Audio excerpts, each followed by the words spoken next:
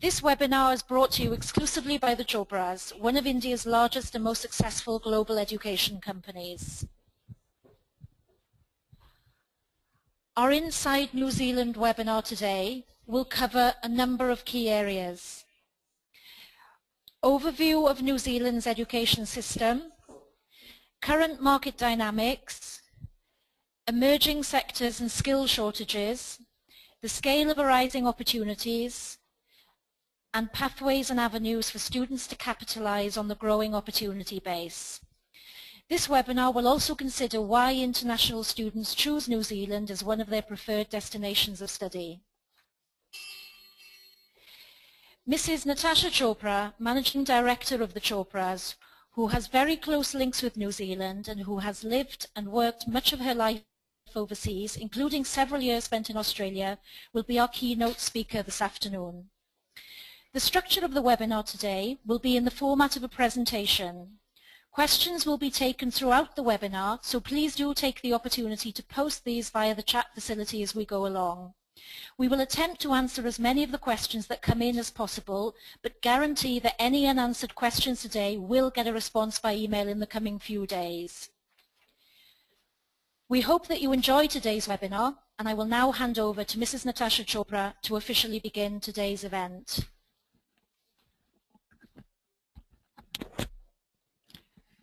Good afternoon, everyone. Well, for all those that are interested in going to New Zealand, I hope the next hour or so will certainly give you a great insight and even more information than you may already have, and perhaps answer some of your questions about this wonderful country which has 2 islands and one of the most beautiful and ecological places that one can visit. In fact, as many of you will know, it's a great destination for movies.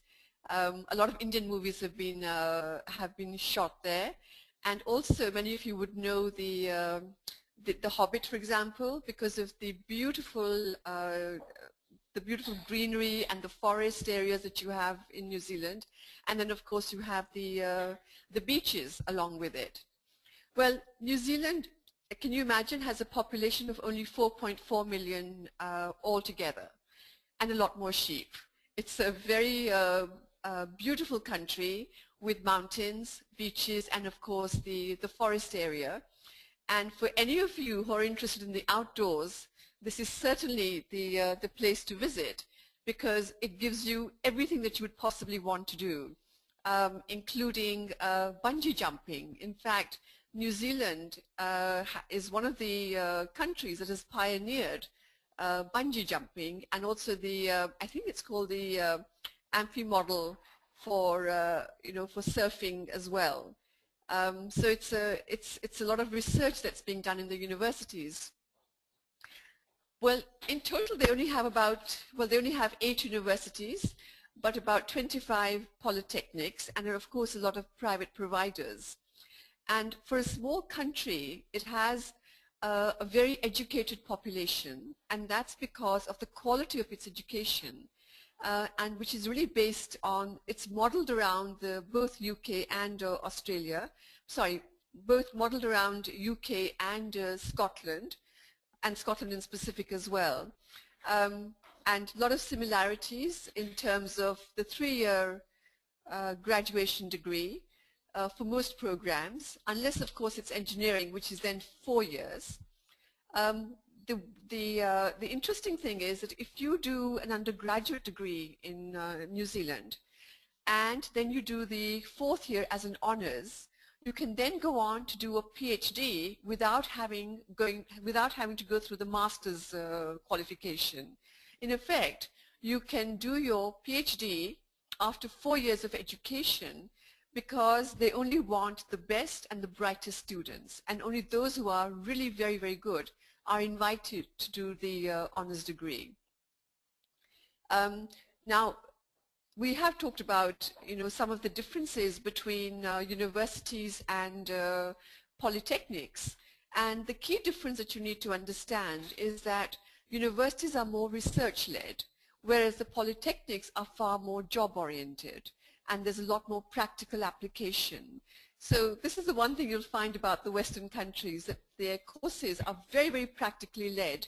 Therefore, you're able to join the jobs in the professions that you want to with a lot of hands-on, some experience already given to you, and also being able to understand what is expected. So there are a lot of areas where, in fact, internships are offered as well, not only at the polytechnics, but also in the universities as well.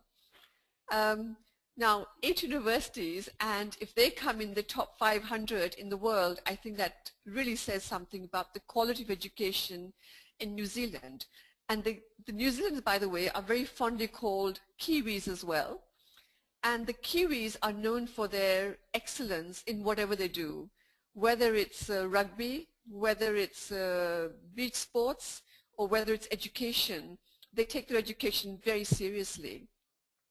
In fact, I think there are something like 500,000 people who come to New Zealand, sorry, not 500,000, there's about 100,000 people who go to New Zealand to study, international students, and they form a fairly large cohort of an international population, giving it a wonderful flavor where you can meet students from all over the world, including the US, Europe, Germany, and of course the Southeast Asian countries, and of course India it's also very popular with Indian students.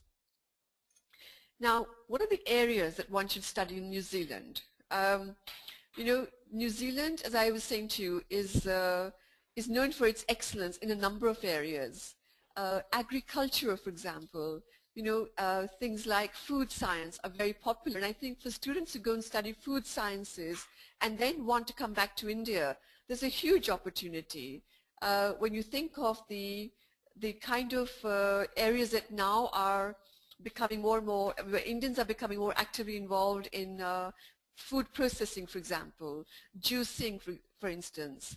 So all these things students are learning out in these countries, learning the technology behind it, learning the processes behind it, and then coming back to India and implementing these or setting up their plants.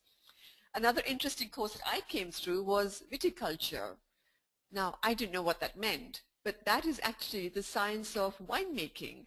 And as you know, we now even have a flourishing wine industry. So if any of you have a fair amount of land or thinking of growing grapes, viticulture is something that perhaps you should look at. Well, being a tourist destination with a very large number of tourists coming there from all over the world, obviously that's another area that you should be looking at. And in terms of hospitality and tourism, there are a huge amount of job opportunities for students, and also to work part-time. In all the areas that you're there, there's a lot of part-time job opportunities.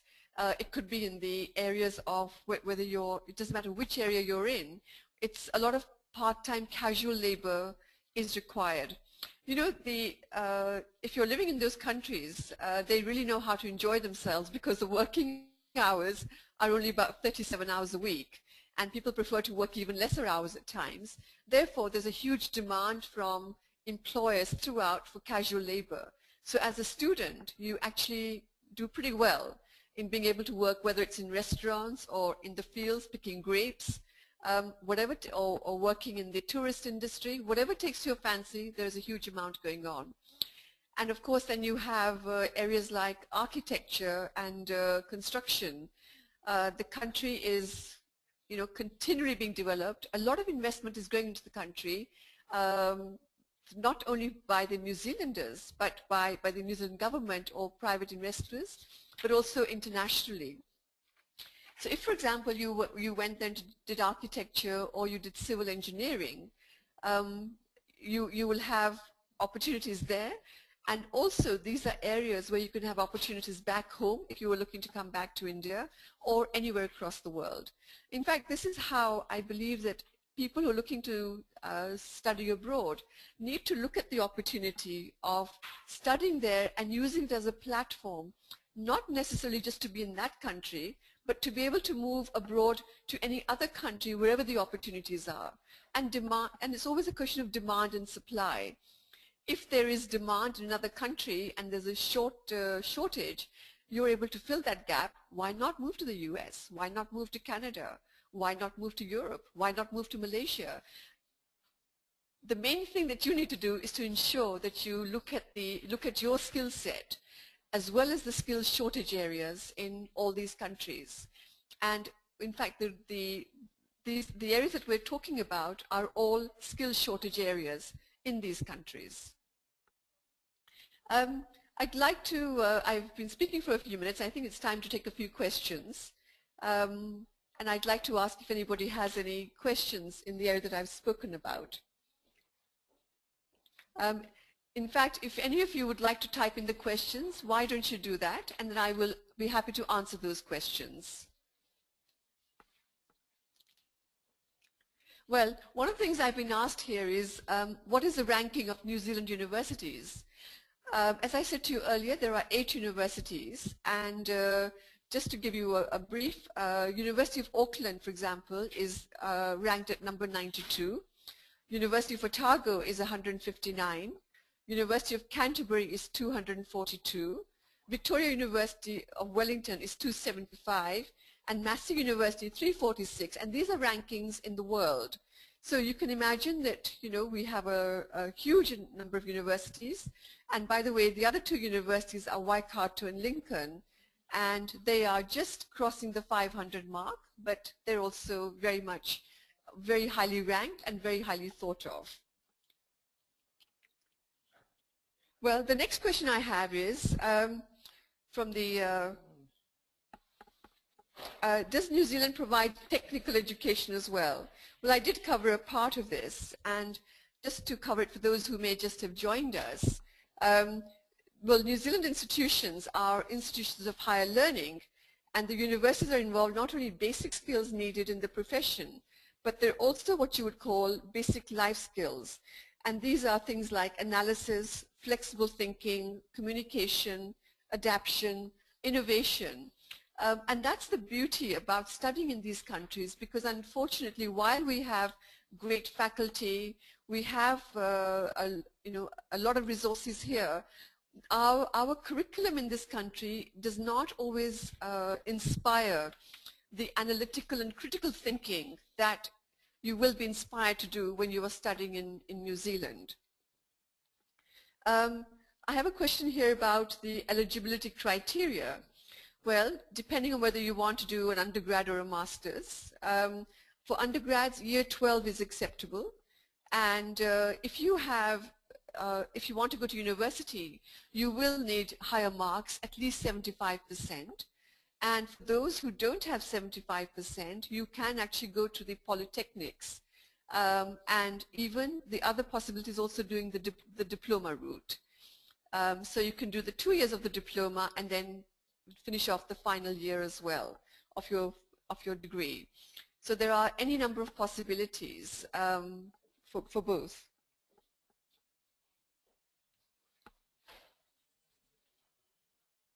Now let's look at some of the emerging sectors in New Zealand. The fastest, so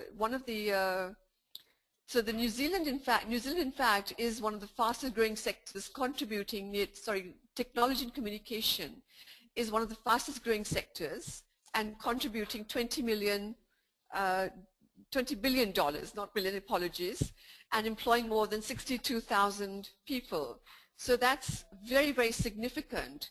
So for those of you who are thinking about, who are technical and would like to do something in this area, there are huge opportunities, and not just in New Zealand, I think across the world and even back in India, there are huge opportunities once you have studied from there, because in the IT sector, it's one of India's core competencies, as you know, and in fact, almost 60% of our GDP is contributed in this area. And it's an area that has grown exponentially and is still continuing to grow.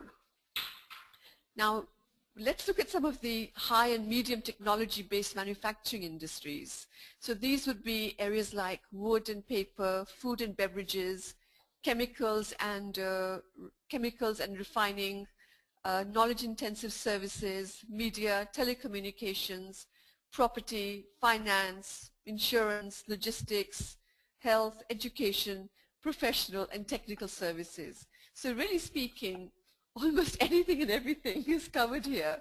So you just need to define what it is that you're interested in, and we at the Chopras can help you understand how you can be eligible and which are the institutions that you should be going to, and the opportunities for you in New Zealand and maybe perhaps across the world. And in terms of higher education, it's a very, very important sector for the New Zealand government. In fact, the New Zealand government invests about 8% of its GDP in education, and that is significantly higher than other OECD countries, which comes to an average of about 5.8%. I'm sorry, just give me a moment. I'm just trying to make sure that I don't run out of power here.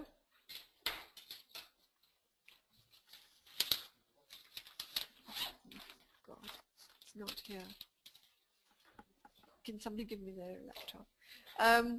Now, in terms of the other aspect is that a lot of countries don't invest enough in research and development. We in India, for example, we don't find private companies investing a great deal in research and development. In New Zealand, both the companies and of course the government, with the help of the universities, spend a great deal of investment in research and development. And for example, the cure for diabetes is being looked at by University of Auckland along with University of Manchester. And they're using Auckland University, isn't it? Yes, they're doing a lot of research there. I'm sorry, I'm running out of power here. let's get this moving. So the other area that they've looked at is for example, the Wellington research from Otago University is another example, where they've identified a unique population of cancer stem cells in tongue cancer. So there's a lot of breaking research that's happening, and New Zealand is at the forefront. In fact, one of the things that you should also know is that if you want to do PhD in New Zealand, it's one of the best places to do it in, because the government only charges you domestic fees, and that's about 4,000 New Zealand dollars, rather than the $25,000 that you'd have to pay otherwise, because they want to encourage students who are focused and will be able to contribute to their economy. So, if you're looking at doing a PhD, please contact us and we will help you with that process. And you get a fair amount of discount only on the fees, and you do obviously have to pay for the living expenses. But this is substantially more economical than most countries where you can do a PhD. And once you're there, it gives you an opportunity to stay back as well. Well, one thing students always want to know is about jobs and job opportunities. Well, I can give you a few skill shortage areas that New Zealand is well known for. And these are, for example, for engineering. And I think our engineering graduates should be very happy, because there are huge opportunities. And that doesn't include just the normal engineering, but we're talking about specialized areas like agriculture, chemical, transport, geotechnical, and any others that you can think of. Mining also. New Zealand is also known for its mining. We've also, and a lot of construction. Agriculture and forestry, we touched on it a little bit, because New Zealand in fact produces some of the best dairy products in the world. They also export a great deal of their meat, especially lamb, and the countries that are very particular about this are, for example, of course, the Saudi Arabia as well. And in fact, China is one of New Zealand's second largest export destinations, because they export a lot of their products, both in terms of food and other areas as well. For those of you who heard my last seminar, we talked about health and social services there as well. These are countries with an aging population, and therefore nursing and social services are always going to be in huge demand. And for those of you who are looking at those areas, I think you have to be a little discretionary as well, because while there may be a skills shortage, it's not always very easy to be able to qualify into the profession. So I think this is something we do need to look at, and you need to come and take advice from us. A lot of opportunities both for finance and business and insurance and so on. And of course, electronics and communication. It doesn't matter what you do, electronics and communication are key areas. And we've already talked about the recreation, hospitality, and tourism. Well, let's stop for a moment and take a few more questions. We have a question coming up. Now, the question says, will I get PR if I go for a skills shortage program? Well, the way the New Zealand government is very, very friendly, and they want to have good people into their country and clever people. So if you study in New Zealand for 1 year, you can have stay back of 1 year as well, and that 1 year allows you to find a job. If you then find a job, you can then work for 2 years, and then it's between you and your employer, and there's a fairly good chance, but a lot of this then comes into immigration advice, and you will need to take immigration advice on this. If, for example, you stay back 1 year and you don't find a job, you always have the option to study another year at a higher level and go on to do another, for example, a PG diploma. And once you do a diploma, you again then have the opportunity, and hopefully by that time you should be able to find a job, even if you didn't earlier. So yes, there's a very good opportunity to do so. I have a question here, and the question is, what is the entry requirement for transport engineering at master's level, which I think is on the skills shortage list? Yes, indeed it is, and the answer to this is that you need to be a civil or a mechanical engineer graduate with a 70% from a Section 1 university. I hope that answers your question. The next one is, I'm planning to go for MBA. What are my chances of getting a job? Well, there are a lot of opportunities, and these depend on the specialization that you take for you to get a job. So I would suggest that the areas that we've talked about, for example, in health and social services, in economics and finance, those are the areas, if you're specialized in those, you should be able to find a job.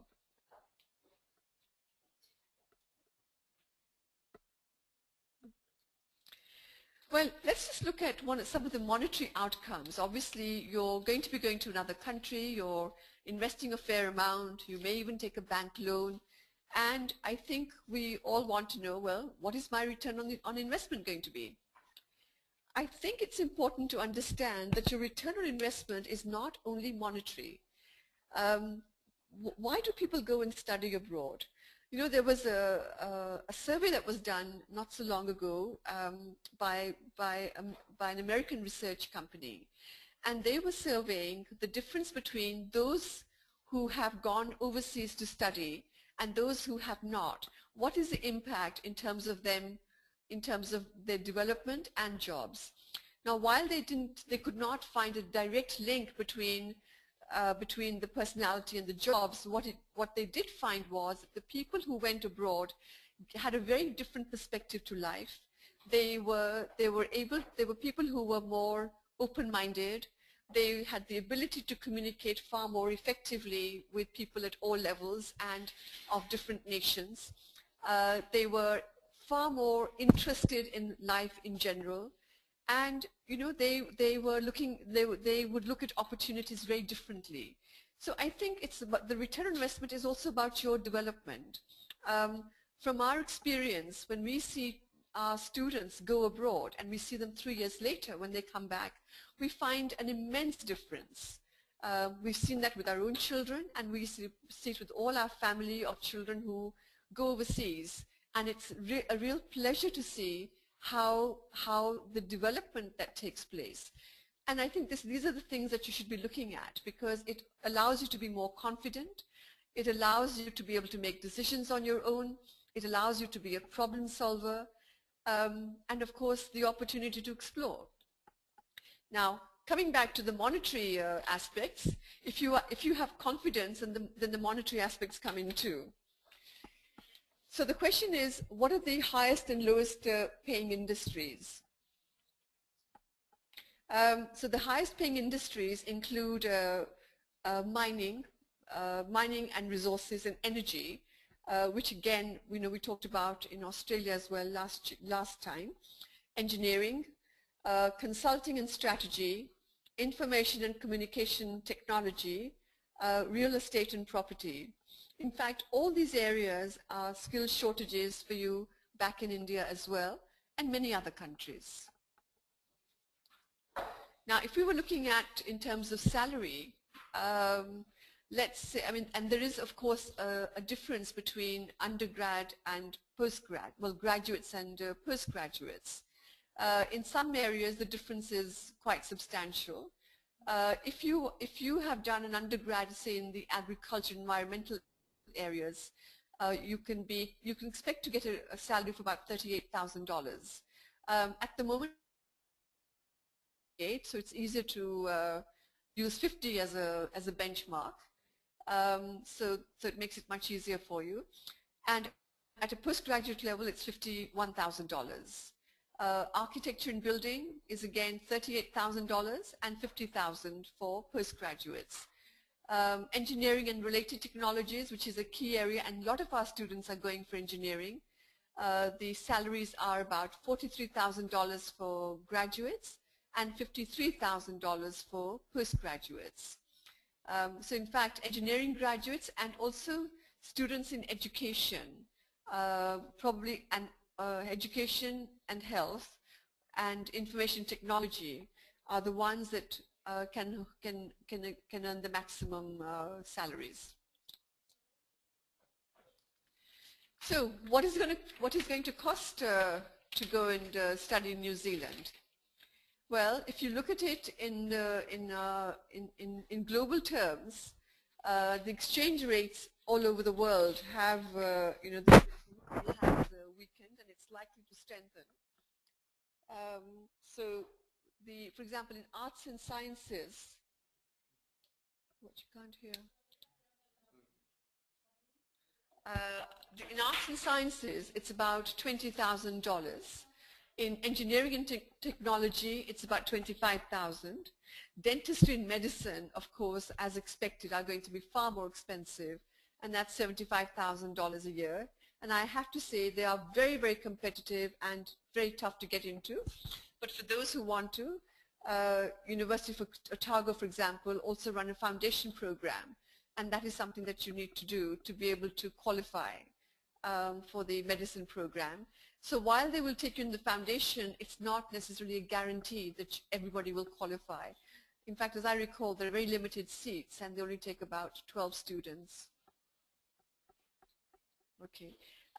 In terms of living expenses, you can, of course, share accommodation with one or two other people and lower your costs. But our advice is that when you're a new student, you're going to a new country, you're better off staying on campus so that everything is taken care of for you while you adjust to the environment and the university and the city that you're living in. So generally, while accommodation alone is about $14,000 and $15,000 if it's catered. So basically, which means that they will provide you with a breakfast and dinner. And don't forget, dinner there means 6 o'clock and 6:30, not at 9 o'clock. So if any of you are used to 9 o'clock dinner, then I suggest you don't take this and take care of yourself. And of course, you can share flats, as I said earlier, and that can be also the same price, but becomes lesser if you're sharing it. Okay, let's have a few more questions.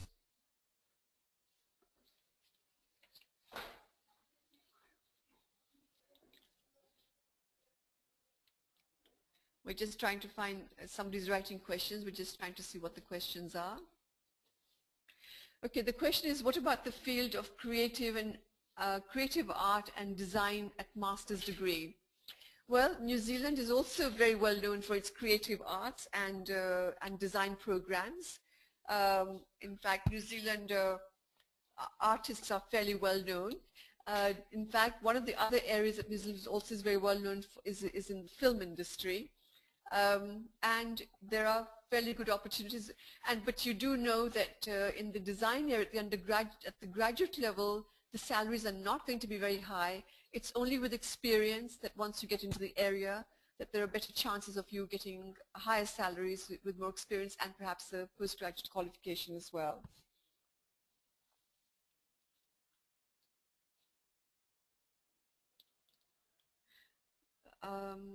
Okay, it says here, is doing level 7 graduate diploma worth pursuing? Yes, it is indeed, but it depends on what you're looking for. Level 7, if you do the graduate diploma, you're able to stay back in the country for a year to find a job. And if you find a job, as I said earlier, you can then stay back for those 2 years as well. I have a question here about the eligibility for a scholarship. There are, I don't know which area you're talking about, Harini, but there are some scholarships available. You would need to come in and talk to us so we can advise you on the scholarships and which area that they're available.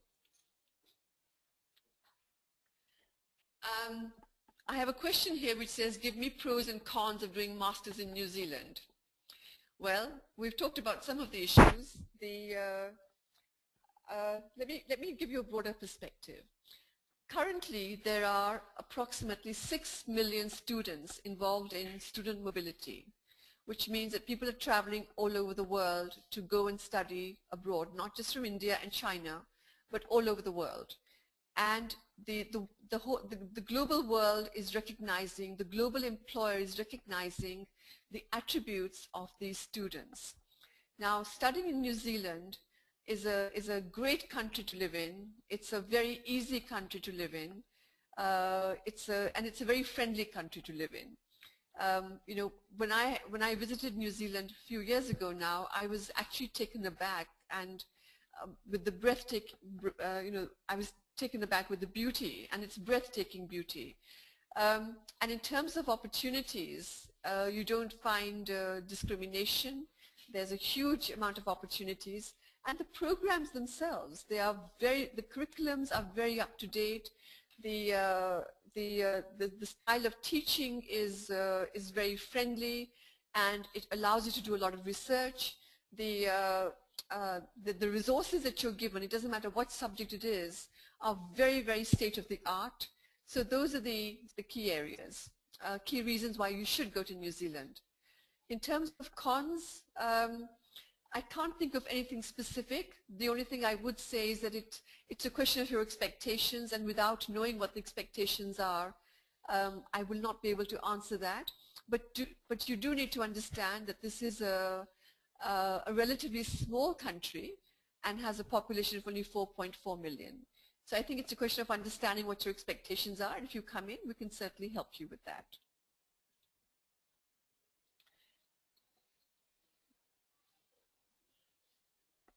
Okay, I have a question here on, is postgraduate diploma in biomedical sciences, does it have good job opportunities? I have a panel here, and I'm going to speak to I'm going to pass this question to one of my colleagues, Kalpana. Would you like to answer this question on, is the postgraduate diploma in biomedical sciences, does it have good job opportunities? There are great opportunities.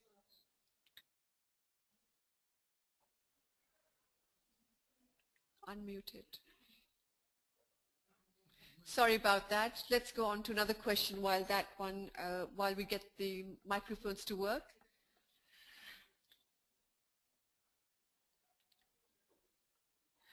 Okay, I have a question here on project management.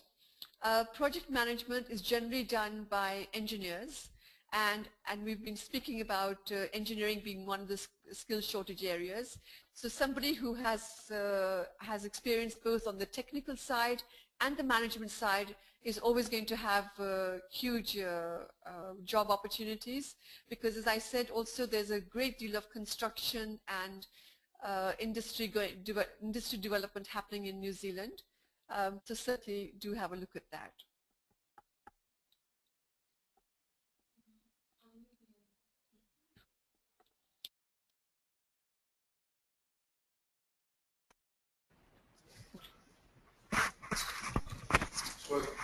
It's working.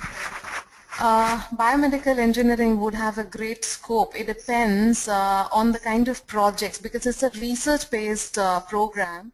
It would completely depend on what kind of a research you would want to do at a master's level in this program. There are many research centers in New Zealand where you can complete your research. So when you are applying, the research proposal has to be sent with the application.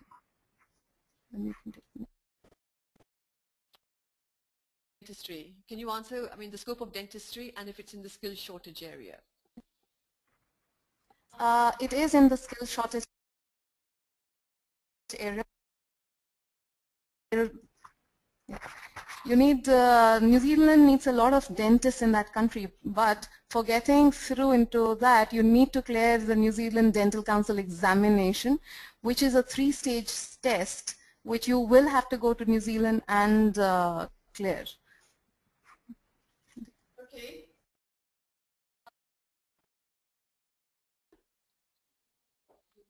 All right. I have a question here which says, how much minimum money do I need to proceed further studying in New Zealand? Well, again, it depends on what course you're looking at. But let's assume for a moment that you're looking at, say, arts and science, arts programs. You're looking at about $20,000 tuition fee and allow approximately about $20,000 in living expenses. Sorry, $15,000 in living expenses, so that's $35,000, which is approximately about 17 lakhs. Yeah, between 17 and 20 lakhs. If it's an engineering program, increase it by about $5,000. I hope that answered your question. I have a question here on the graduate diploma course value. Huge value simply because it allows you to be able to do a program that you're interested in, and it will give you the practical aspects of the program.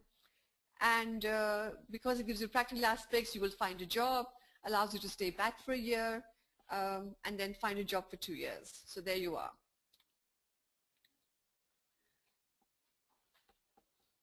Okay, I have a question here. What are the English language requirements for entry in masters?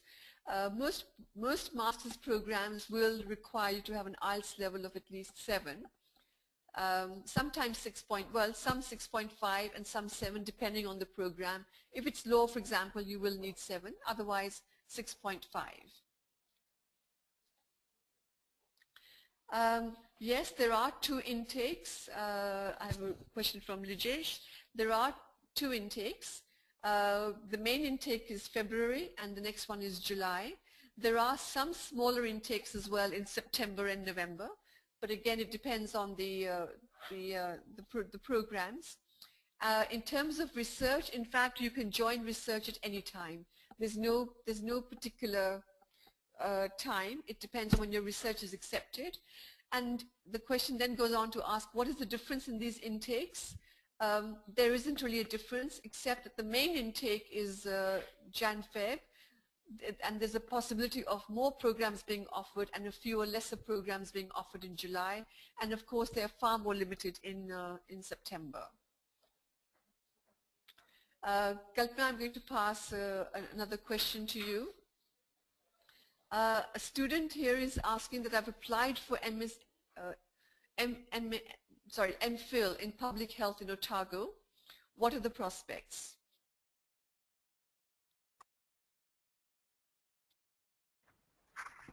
We need to know whether you have already got a supervisor who is going to guide you for your MPhil program, because you need a supervisor at an MPhil level.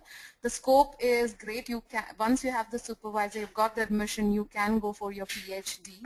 and there is a stay back. People who study in New Zealand, complete their PhD, have a longer duration where they can work in New Zealand.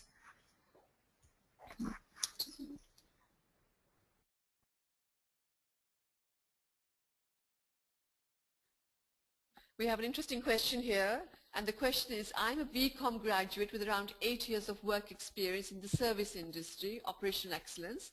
I'm planning to go for higher studies in statistics or a master's in management with stats. However, I have scores around 50% in BCom. Well, Rohit, it seems that you've certainly made up for your scores of 50% if you have 8 years of work experience and good work experience, and universities would regard you as a mature student and will certainly look upon your work and the kind of work that you've done. And if you have anything else that you can add to it, we would require your resume as well. And there's a fairly good chance that you may be able to get into this program.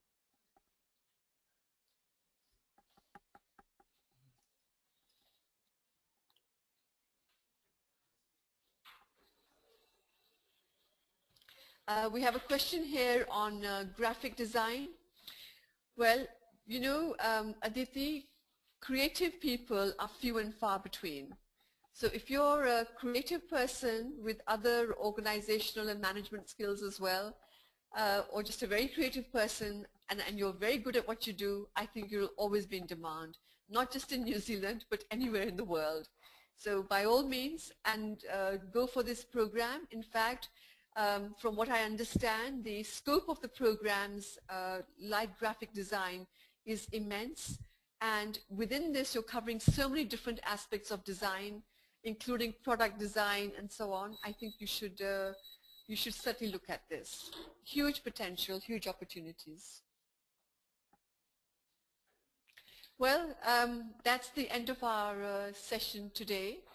And thank you very much for everyone who's coming in. I'm now going to pass on the equipment to Rian Thomas.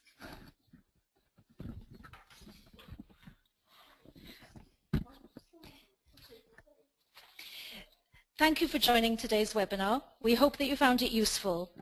Thanks particularly to those who contributed with their questions. This helps make the webinar more interactive and is also a very important part of the learning process. We're conscious that some of you may not have received answers to your questions this afternoon. Please rest assured, however, that you will get a response by email. Today's event is part of the Chopras 2014 series of webinars.